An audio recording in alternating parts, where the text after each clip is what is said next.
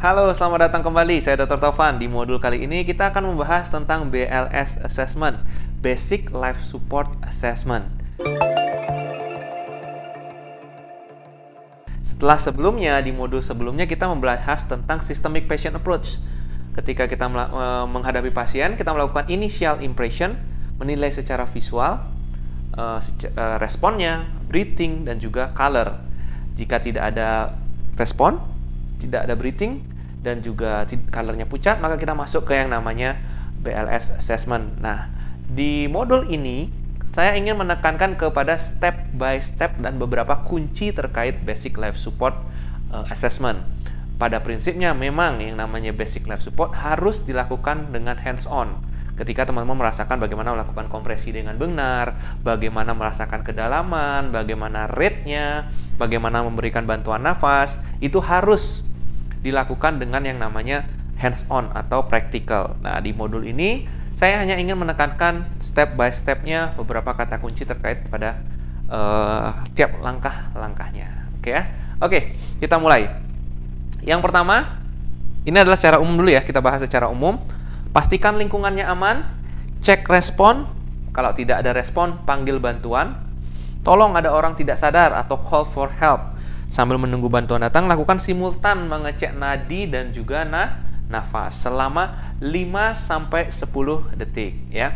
Kita mencari adakah nadi, adakah nafas yang normal. Hati-hati dengan nafas gasping ya. Nafas gasping bukan nafas normal. Nafas gasping adalah tanda dari cardiac arrest. Kalau tidak ada respon, tidak ada nadi, tidak ada nafas, maka pasiennya cardiac arrest. Aktifkan emergency response, bisa telepon 119, panggil ambulans, atau aktifkan code blue, kemudian lakukan CAB, kompresi, open airway, breathing, dan juga ketika AED datang, gunakan AED. Oke, kita bahas satu persatu. Pertama, ketika ada pasien datang, pastikan sebelum kita melakukan pertolongan, pastikan aman, lingkungannya aman, ya, aman untuk kita sebagai penolong, aman untuk korban, dan juga aman untuk orang sekitar. Maksudnya apa? Misalnya orang yang tersetrum listrik, yang terjadi adalah cardiac arrest, ventricle fibrilasi. Pastikan dulu, misalnya listriknya sudah padam, pastikan dulu tidak ada air yang mengenang, sehingga kita sebagai penolong juga bisa aman, gitu ya. Misalnya, selalu prinsipnya adalah pastikan dulu aman, oke ya. Kedua, kemudian setelah aman, pastikan dulu aman, kemudian cek respon. Pastikan dulu aman, ya. Kemudian cek responnya. Pada orang dewasa ataupun anak, yang kita lakukan adalah dengan melakukan menepuk bahu. Bapak, ibu, bu, gitu ya. Kita lakukan dengan menepuk bahu. Yang kita cari adalah respon. Pak, bu, gitu ya. Pak, bu, tepuk bahunya, tarik respon. Respon apa yang kita cari? Yaitu respon matanya. Ada respon, blinking, matanya membuka, merespon kita, berbicara, itu yang kita cari. Nah, selanjutnya, kalau tidak ada respon, maka yang kita lakukan adalah panggil bantuan. Tolong suruh temannya, tolong ada orang tidak sadar, tolong ada orang tidak sadar. Panggil teman-teman untuk mendekat. Ya, misalnya sedang di ruangan, tiba-tiba tidak ada respon. Pak, Bu, oke, tidak ada respon, panggil teman yang lain. Tolong ada pasiennya tidak sadar ya. Panggil tim yang lain. Setelah panggilan bantuan datang, secara simultan teman-teman melakukan yang namanya cek nadi dan juga nafas. Lakukan cek nadi di karotis ya, di sisi yang dekat dengan kita dengan menilai karotis, sambil kita melakukan yang namanya melihat pergerakan dada. Kita melihat adakah nafas pergerakan dada atau tidak ya. Kita melakukan cek nadi dan pergerakan nafas selama 5-10 detik ya. 1 2 3 4 5 6, tidak ada nadi, tidak ada nafas, maka lakukan langkah selanjutnya, yaitu aktifkan emergency response system. Oke ya. Ketika teman-teman melakukan pengecekan nadi dan nafas, hati-hati dengan yang namanya gasping. Yang kita cari ketika ngecek nadi dan nafas adalah adanya nadi dan juga adanya nafas normal. Hati-hati dengan gasping. Gasping adalah nafas satu-satu atau agonal gas, agonal breathing, di mana nafasnya itu adalah tanda cardiac arrest. Hati-hati, itu bukan nafas normal. Yang kita cari ketika cek nadi dan nafas adalah adanya nadi dan juga adanya nafas normal. Oke. Ketika tidak ada nadi, tidak ada nafas, kita lakukan aktifkan emergency response system. Bisa apapun itu, panggil ambulan 119, kemudian ataupun di rumah sakit yaitu code blue. Pastikan kita mengaktifkan sistem di tempat kita untuk memanggil bantuan yang advance untuk datang. Ketika mengaktifkan emergency response, jangan lupa aktifkan emergency response dan juga ambilkan yang namanya AED, alat kejut listrik otomatis atau automatic external defibrillator. Oke. Selanjutnya, ketika emergency response system sudah aktif, ya, maka yang kita lakukan adalah melakukan kompresi, ya. Lakukan kompresi, cari dulu lokasinya lower half of breastbone, ya. Tulang dada diidentifikasi, lokasinya adalah setengah bawah, ya. Kalau dulu sering dibuat 2 jari di atas prosesus sipoideus gitu ya. Tapi yang sekarang cari dulu sternumnya, lokasinya adalah lower half of the breastbone, in the center of the chest untuk adult dan juga child, ya. Kemudian taruh tangan kita, ya, dengan tangan yang dominan, kemudian dikunci dengan tangan yang lagi satu. Pastikan kita membentuk sudut 90 derajat, ya. Kita menjatuhkan berat badan kita, ya. Kunci di pergelangan tangan, kunci di siku dan juga kunci di bahu. Kemudian kita jatuhkan berat badan kita. Drop 1 2 3 4 5 6 7 8 9 10 11 12 13 14 15 sampai 30 kali kompresi. Oke, kita bahas tentang melakukan high quality CPR, ya. Ini kuncinya dulu. Lokasinya di setengah bawah tulang dada seperti tadi, ya. Kemudian bertumpu di tumit tangan. Oke. Dikunci dengan tangan yang lagi satunya. Kunci pergelangan tangan, siku dan juga bahu, lurus 90 derajat seperti pada gambar di bawah ini, ya. Kita luruskan 90 derajat. Oke. Kemudian jatuhkan berat badan kita, lakukan 30 kali kompresi diikuti dengan 2 kali nafas. Oke. Nah, ingat teman-teman, ketika kita melakukan CPR, kita harus melakukan yang namanya high quality CPR. Ada 5 poin. Yang pertama, kedalamannya. Pada dewasa, kedalamannya adalah at least 5 cm, setidaknya 5 cm. Kita ngomong untuk dewasa, ya. Kedua, kecepatannya 100 sampai 120 kali per menit. Yang ini, yang dua hal ini yang saya bilang perlu dilatih dan perlu skill station khusus, ya. Kemudian kalau kita memastikan 100 sampai 120 kali gimana? Kalau kita punya metronom atau aplikasi di HP, kita bisa hidupkan di set 110 kali per menit, ya. Kemudian yang ketiga, ingat lakukan namanya chest recoil. Chest recoil maksudnya ketika kita melakukan kompresi, ya, pastikan dulu dia mengembang sempurna supaya terisi darah, baru kita melakukan kompresi. Kalau kita tangannya menempel belum terisi darahnya, sudah kita melakukan kompresi lagi, nah seperti ini chest recoilnya kurang bagus. Kita harus memastikan bahwa sudah terkompresi, kemudian mengembang sempurna, terisi darah, kemudian baru dikompresi lagi, ya. Mengembang sempurna, baru kompresi lagi. Kalau masih menempel seperti ini, nah ini chest recoilnya kurang bagus. Kasih ngembang sempurna, terisi darah, kemudian baru kita kompresi lagi, ya. Itu yang namanya adalah chest recoil. Oke. Yang keempat, minimal interruption. Sebisa mungkin kita selama proses resusitasi, selama proses jantungnya berhenti, selama proses cardiac arrest, minimalkan interupsi. Terus lakukan kompresi, karena setiap kita berhenti maka coronary perfusion pressure-nya akan menurun dan membutuhkan sekian kompresi lagi untuk mencapai coronary perfusion pressure yang optimal. Oke. Terakhir, hindari pemberian nafas yang berlebih. Kita akan pelajari di belakang. Oke, ya. Saya ulangi lagi teman-teman. Kompresi ini. Kompresi lokasinya lower half of the sternum, lower half of the breastbone, oke? Kemudian taruh tumit tangan, kunci dengan tumit tangan yang lagi satunya, kemudian pastikan posisi kita 90 derajat, jatuhkan berat badan. Kalau kita tidak menjatuhkan berat badan, maka kita akan kelelahan, ya. Kemudian ingat yang namanya high quality CPR, kedalamannya berapa? Setidaknya 5 cm. 5 sampai 6 cm untuk dewasa. Kecepatannya 100 sampai 120 kali per menit. Oke, yang ketiga, ingat chest recoil. Kasih dia terisi sempurna darah, baru kita pompa lagi dari luar. Yang keempat, minimal interruption. Yang kelima adalah avoid excessive ventilation. Hindari pemberian nafas yang berlebih. Oke, kita lakukan 30 kali kompresi, kemudian buka jalan nafasnya atau open airway.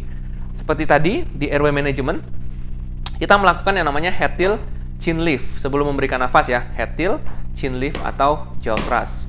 Head tilt chin lift, dongakkan, buka jalan nafasnya sehingga lidah yang jatuh karena pasiennya tidak sadar bisa terbuka.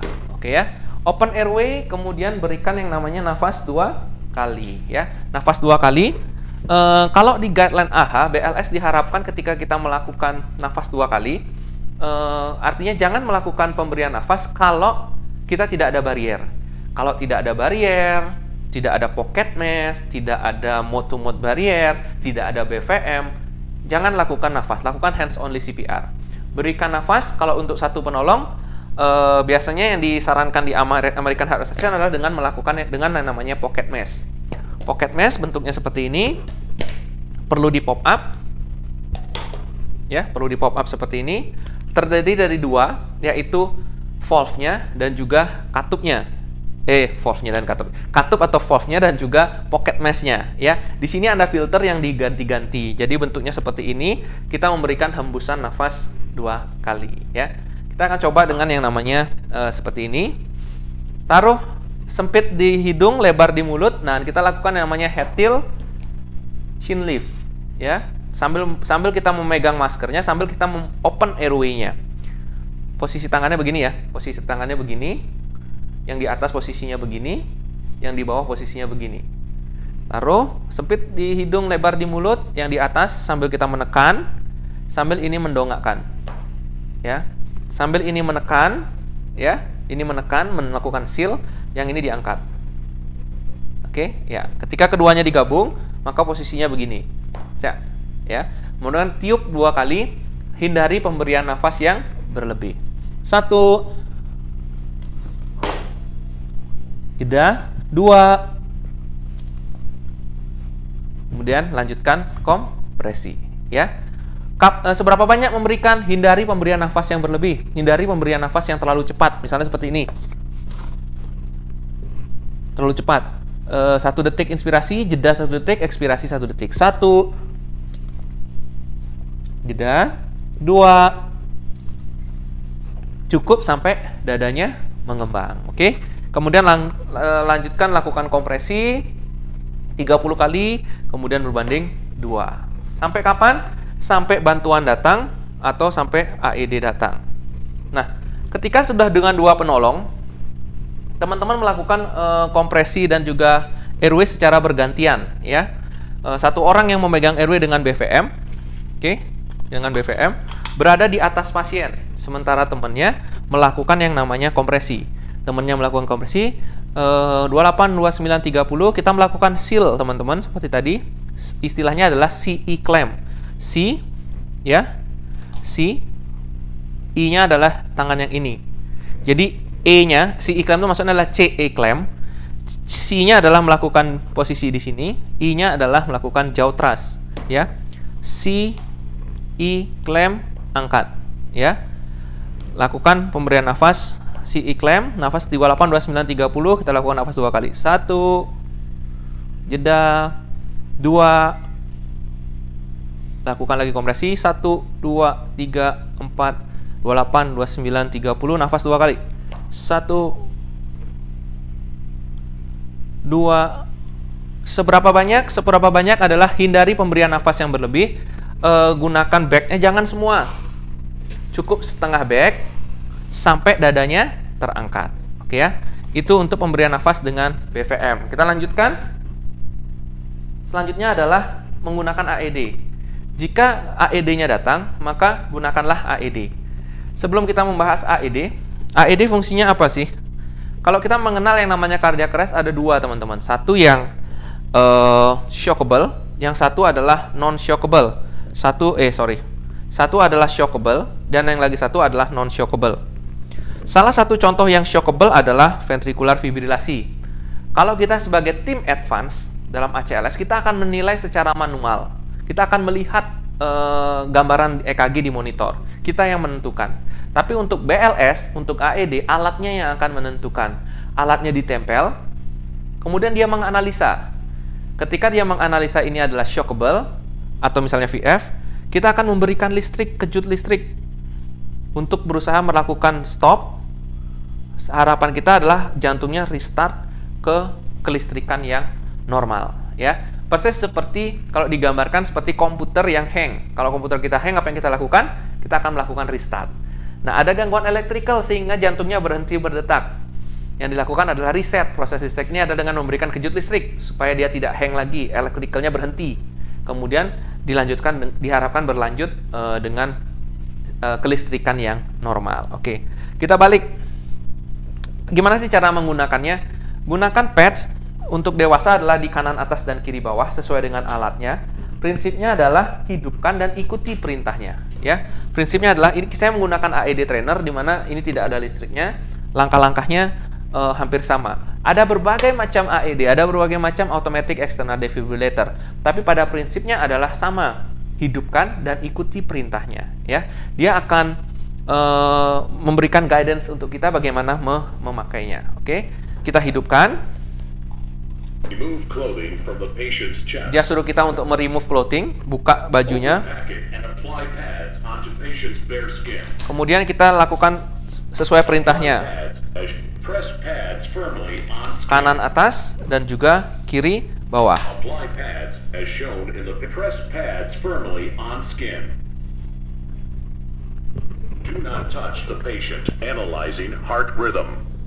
Oke, dia akan menyuruh kita do not touch. Di sini kita sebagai yang melakukan, kita harus memastikan tidak ada orang yang menyentuh pasien. Karena di sini dia akan melakukan yang namanya analisa. Jika pada proses ini ada yang menyentuh, mungkin dia akan salah melakukan analisa. Jadi pastikan teman-teman kalau ada perintah untuk stop, do not touch the patient di pertama, jangan pastikan tidak ada orang yang menyentuh pasien. Karena di sini dia akan menggunakan untuk melakukan yang namanya analisa. Oke? Jangan lakukan analisa. Jangan ada yang menyentuh. Analyzing heart rhythm. Dia menyarankan shock advice, bahwa dia menilai bahwa ini adalah henti jantung yang shockable, ya. Dia menyarankan untuk shock dan kemudian melakukan charging secara sendiri, ya. Setelah tercharging, maka tombolnya biasanya akan menyala seperti ini. Kita pastikan tidak ada yang menyentuh pasien. Everybody clear. Shock on 3. 1, 2, 3. Shock. Shock delivered. Lanjutkan CPR dan dia akan memberikan kita irama. 3, 4, 5, 6, 7, 8, 9, 10, 11, 12, 15, 16, 17, 18, 19, 20, 21, 22, 23, 24, 25, 26, 27, 28, 29, 30. Nafas 2 kali, ya. Kemudian terus lakukan, diulangi lagi, ikutin iramanya. 3, 4, 5, 6, 7, 8, 9, 10, 11, 12, 13, 14, 16, 17, 18, 19, 20, 21, 22, 23, 24, 25, 26, 27, 28, 29, 30. Nafas 2 kali. 1, jeda, 2, jeda. Lanjutkan lagi kompresi ya. 3, 4, 5. Oke. Lanjutkan terus seperti itu sampai 5 siklus atau 2 menit. Di saat 2 menit dia akan menyuruh kita untuk stop CPR, analisa lagi. Pada momen itulah kita gunakan untuk bertukar switch kompresor. Jadi kita harus melakukan namanya switch kompresor setiap 2 menit atau 5 siklus, ya. Kita akan gunakan momen ketika dia menganalisa. Jadi setiap habis 5 siklus atau setelah 2 menit dia akan simultan untuk mengulang yang namanya analisa, ya. Prinsipnya pastikan tidak ada yang menyentuh korban ketika satu saat menganalisa, kedua pada saat melakukan shock, ya. Ini ada beberapa guideline dari AHA sendiri. Pada prinsipnya adalah sama seperti yang saya sampaikan tadi. Di sini teman-teman saya akan mengulang kembali tentang langkah-langkah terkait dengan BLS assessment, ya.